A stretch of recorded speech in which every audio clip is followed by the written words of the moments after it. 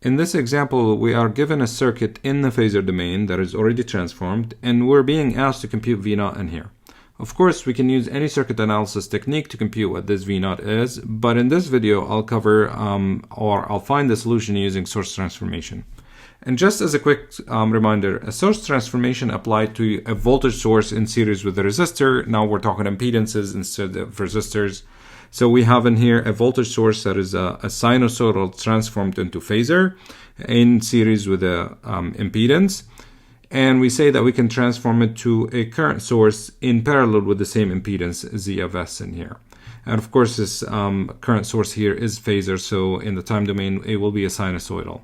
And the relationship is pretty straightforward. It's similar to Ohm's law, even though it's not Ohm's law. And it tells me if you know the value of the current source and you know the Z of S, all you have to do is just multiply by each other and you get the value of the voltage. And of course, with a little bit of algebra, the opposite is true. If you know the voltage source and you know the impedance in here, you can divide them by each other to get the value of I of S. All right, going back to the circuit here, and the way we will do that, or find V0 using source transformation is first, I'll transform these two in here, and that will give me a voltage source in parallel with that impedance or resistance. So let me just do that. So I'll do that, and I can tell you we can convert this voltage source into a current source, okay? And that current source has a value of 20 divided by 8. That's the value, okay? And of course it's in amp because the resistor is in ohms, and of course now it becomes in parallel with it. This is here 8 ohms. The capacitor stays the same. This is negative J of 9 ohms. The inductors stay the same. That's 11 J ohms. And then the resistor here is still the same. This is 6 ohms. And of course, this is the voltage that we're looking after. Now, what do we do next? Well, these two here are in parallel. We can just combine them and then do another source transformation to get a voltage source in parallel with that impedance that we can do. And that here is the following.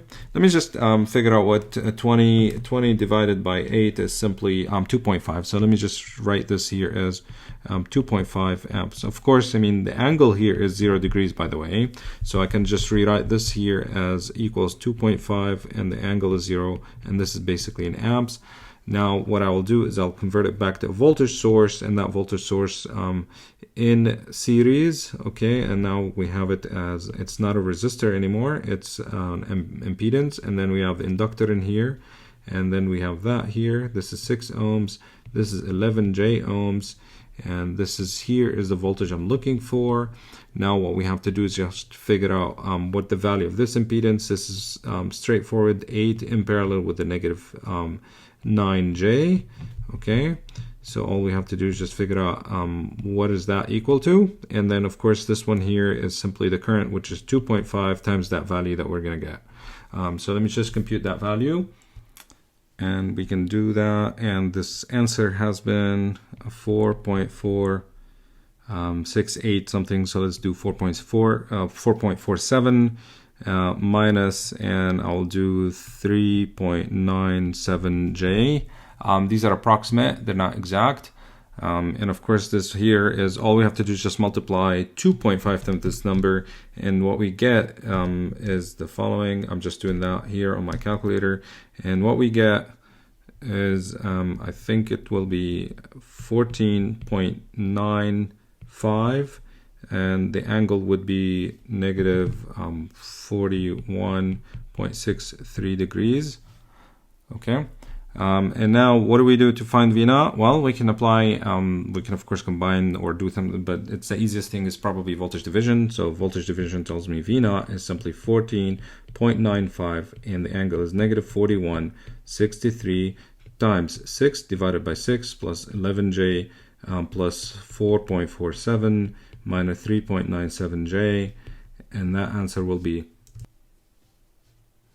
7.11, and the angle is negative 75.51 degrees, and this here is in volts.